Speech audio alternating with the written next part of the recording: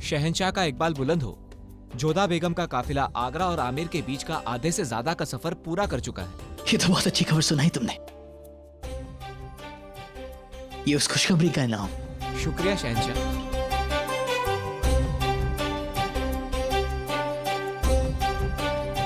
अब बस उस वक्त का इंतजार है जब आप अपने कदम आगरा में रखेंगी जोधा बेगम। आपके बगैर एक एक लम्हा एक एक जिंदगी के बराबर है। आप नहीं जानते हैं कि हम आपको देखने के लिए कितने बेकरार हैं। बड़ा गुरूर दिखा रही थी। जब शहंशाह लेने गए तो उन्हें वापस लौटा दिया। अब खुद आ रही हैं।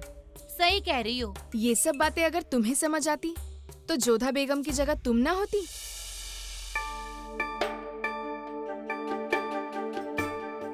तुम कहना क्या चाहती हो?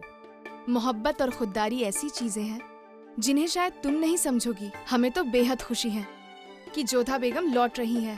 मुगल सल्तनत की तारीख में कभी ऐसा नहीं हुआ कि मुगल सल्तनत के शहंशाह खुद अपनी रूठी हुई बेगम को लेने उनके मायके तक गए हो, मगर वो गए। मतलब कुछ तो खास है जोधा बेगम में।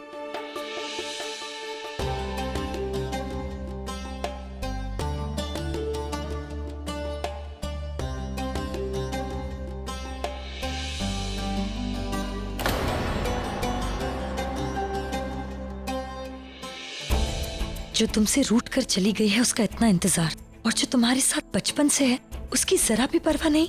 ये नाकाबिले बर्दाश्त है जलाल।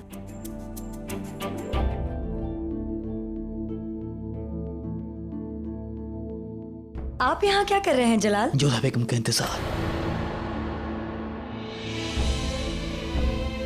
हम मानते हैं जलाल कि जोधा बेगम से मिलने के लिए आप बहुत बेकरार हैं, और हमें भी इस खबर से बेहद खुशी मिली। लेकिन इस तरह इंतजार करने से जोधा बेगम जल्दी तो नहीं आ जाएंगी ना? हम बचा फरमाती हैं रुकैया, लेकिन क्या करें, इस दिल पर हमारा जोर नहीं है। ना किसी से बात करने का मन कर रहा है, ना ही आराम करने का मन कर रहा है। अगर हमारे दिल में सिर्फ एक तमन्ना है तो वो है कि जल्द से जल्द जोधा बेगम के दीदार हों। शहंशाह का इकबाल बुलंद हो। जोधा बेगम अब आगरा से चंद कोस के फासले पर हैं। उनका काफिला चेतलखेड़ा तक आ पहुंचा है। कल दोपहर तक वो आगरा में मौजूद रहेंगी। सुभान अल्लाह, इस खुशखबरी के लिए ये तुम्हारा इनाम। सुना आपने रुकैया बेगम, उनका काफिला चेतलखेड़ा तक पहुंच गया है। बस 1.5 दिन और। आज रात बीतते ही कल सुबह वो फिर आगरा के लिए निकलेंगी और दोपहर होने तक हमारे सामने होंगी। ये तो बेहद खुशी की बात है जलाल। अब आप हमें इजाजत दीजिए, वक्त कम है और हमें बहुत सारी तैयारियां भी करनी है। चलते हैं। आपको ये सब करते देख हम बहुत खुश हैं रुकैया। शुक्रिया। हमारी खुशी आपकी खुशी से अलग नहीं थी जलाल। दिल तो नहीं चाहता मगर तुमसे दूर ना हो जाए, इसलिए जोधा बेगम से नजदीकियां बढ़ानी होगी हमें। इजाजत दीजिए। खुदा हाफिज।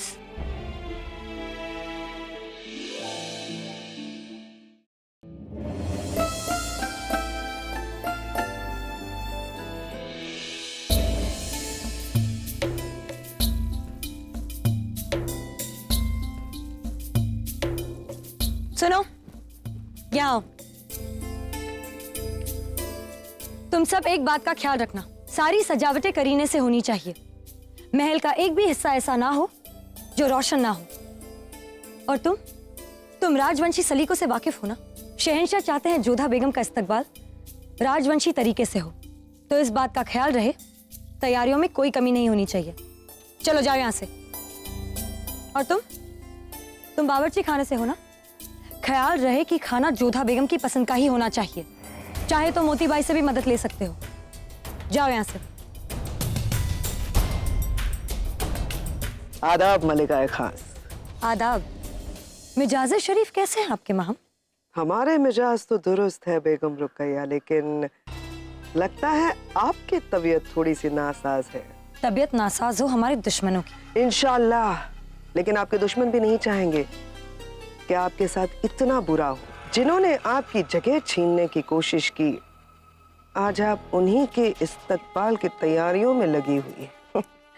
महामंगा, आज से पहले हम आपको कई बार समझा चुके हैं कि जलाल की जिंदगी में हमारी जगह कोई नहीं छीन सकता, और जोधा बेगम यहाँ आए या ना आए उससे हमारे रुतबे पर कोई फर्क नहीं पड़ता। और रही बात इन सब तैयारियों की, ये तो हम सिर्फ जलाल की खुशी के लिए कर रहे हैं, क्योंकि हम जान गए हैं कि जोधा बेगम की मुखालफत करके हम वो गलती दोहराना नहीं चाहते जो आपने की थी। अगर हमें जलाल के करीब रहना है तो हमें जोधा बेगम के करीब भी रहना होगा, और जलाल के करीब रहकर हम जोधा बेगम को उनसे दूर करने का मौका तो ढूंढ ही लेंगे। इतनी बातें कहने के बजाय अगर बेगम रुकैया आप यही कह देती कि आप बेगम जोधा से खौफ खा गई हैं, तब भी हम समझ जाते। ये खौफ नहीं है महामंगा, ये समझदारी है। हवा के रुख के साथ चलने में ही अक्लमंदी है, क्योंकि जो हवा के खिलाफ खड़े होते हैं अक्सर आपकी तरह बिखर जाते हैं। चलते हैं, खुदा हाफिज। खुदा हाफिज।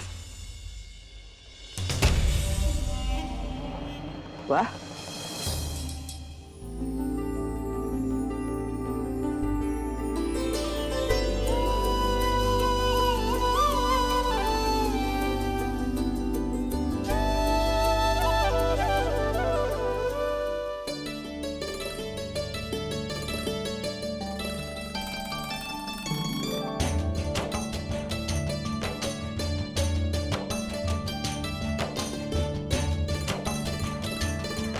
मानसी, प्रणाम काका साहब।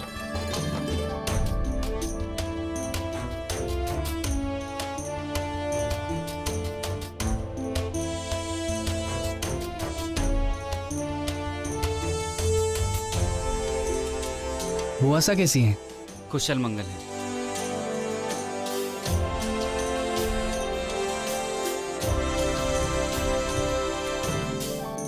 प्रणाम बुआ सा।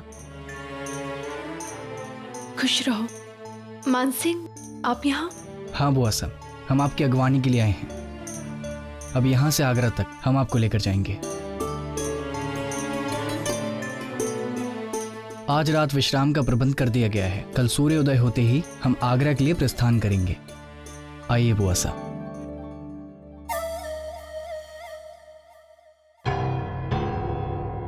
यकीन नहीं होता हुजूर, जोधा बेगम की आने की तैयारी ऐसे चल रही है जैसे ईद आ गई हो। हम सब देख चुके हैं, सब जानते हैं। तुम्हें बताने की कोई जरूरत नहीं है। जाओ और अपना काम करो। जाओ यहाँ से।